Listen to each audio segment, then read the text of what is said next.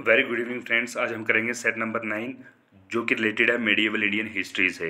सब टॉपिक रहेगा पूर्व मध्यकाल और दक्षिण भारत और चोल साम्राज्य एवं अन्य। तो मोस्ट इंपॉर्टेंट आपको यहाँ क्वेश्चंस देखने को मिलेंगे। वीडियो को पूरा देखिए, इसकी बिल्कुल मत कीजिए। अगर अभी तक आप इस चैनल पर आप नए हैं तो प्लीज़ आप चैनल को सब्सक्राइब आप जरूर कर लें। यहाँ पर आपको HP का GK, फिर ancient Indian history, medieval Indian history, polity, geography, economy, art and culture, ऐसे आपको विविध टाइप के टॉपिक्स देखने को मिलेंगे और ऐसे क्वेश्चंस आपको मिलेंगे जो कि किसी न किसी एग्जाम में अपेयर हो चुके होंगे। तो आपका एक अच्छा क्वेश्चनर यहाँ से तैयार हो जाएगा। तो प्लीज़ आप चैनल के साथ बने रहिए और वीडियो को लाइक पक्का कीजिए और चैनल को सब्सक्राइब पक्का कीजिए। स्टार्ट करते हैं आज का फर्स्ट क्वेश्चन। आज का फर्स्ट क्वेश्चन में चोल युग प्रसिद्ध था निम्न के लिए। तो जो चोल युग था वो बेसिकली ग्रामीण सभाओं के लिए प्रसिद्ध था। तो ऑप्शन बी सही हो जाएगा, वह ग्रामीण सभाएं। सेकंड क्वेश्चन की ओर मूव करते हैं। किस राष्ट्रकूट शासक ने रामेश्वर में विजय स्तंभ एवं दिवाली की स्थापना की? मोस्ट इंपॉर्टेंट क्वेश्चन, ठीक है।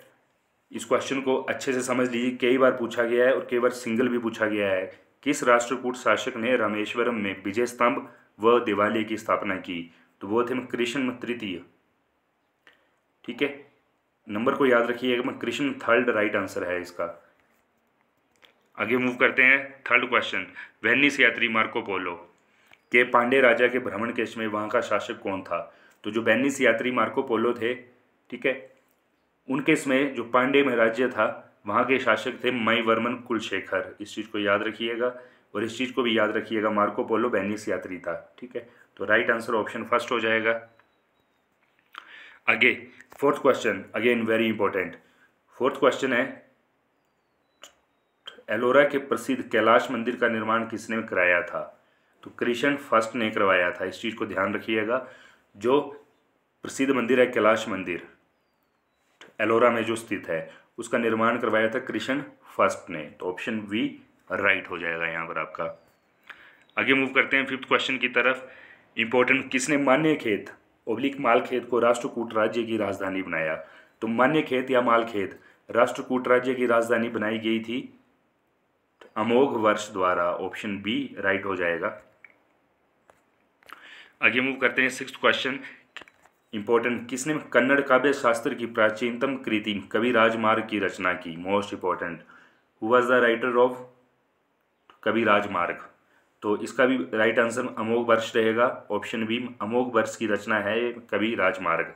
और ये कन्नड़ भाषा का काव्य शास्त्र है, इसलिए अमोघ वर्ष ने इसको बनाया, इसको लिखा। तो कवि राजमार्ग अमोघ वर्ष की रचना है। आगे मूव करते हैं। राष्ट्रकूट काल में महाराष्ट्र या प्रांत का प्रधान क्या कहलाता था? जो महाराष्ट्र या प्रांत का प्रधान था उसको राष्ट्रपति कहा जाता था। ऑप्शन फर्स्ट आपका ठीक हो जाएगा, राष्ट्रपति। आगे मूव करते हैं आठवें क्वेश्चन पर।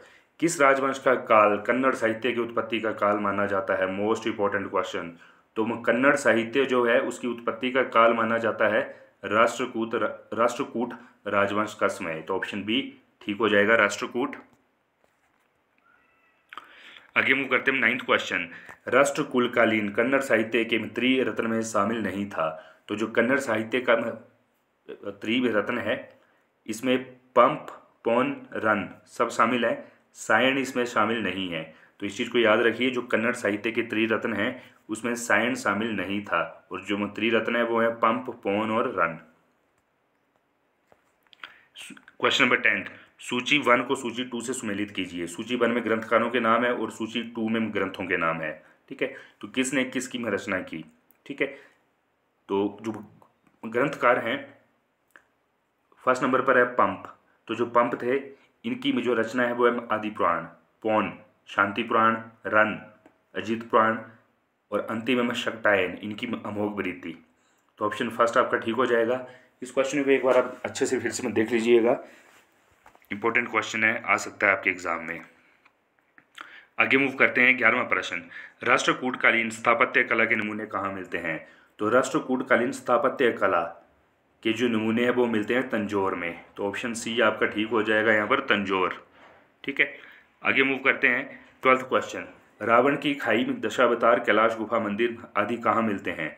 तो ये जो मंदिर हैं रावण की खाई, दशावतार, कैलाश गुफा मंदिर, ठीक है, ये सारे हैं एलोरा में। ठीक है, तो ऑप्शन फर्स्ट आपका ठीक हो जाएगा। आगे चलते हैं हम 13th क्वेश्चन। बम्बई से 6 मील दूर धारापुरी या धारानगरा में स्थित गुफाएं कौन सी हैं? मोस्ट इंपॉर्टेंट, मुंबई से 6 मील की दूरी पर है धारापुरी और धारानगरी एक जगह, वहाँ पर जो गुफाएं हैं उन्हीं का नाम है एलिफेंटा की गुफाएं। तो ऑप्शन बी आपका ठीक हो जाएगा।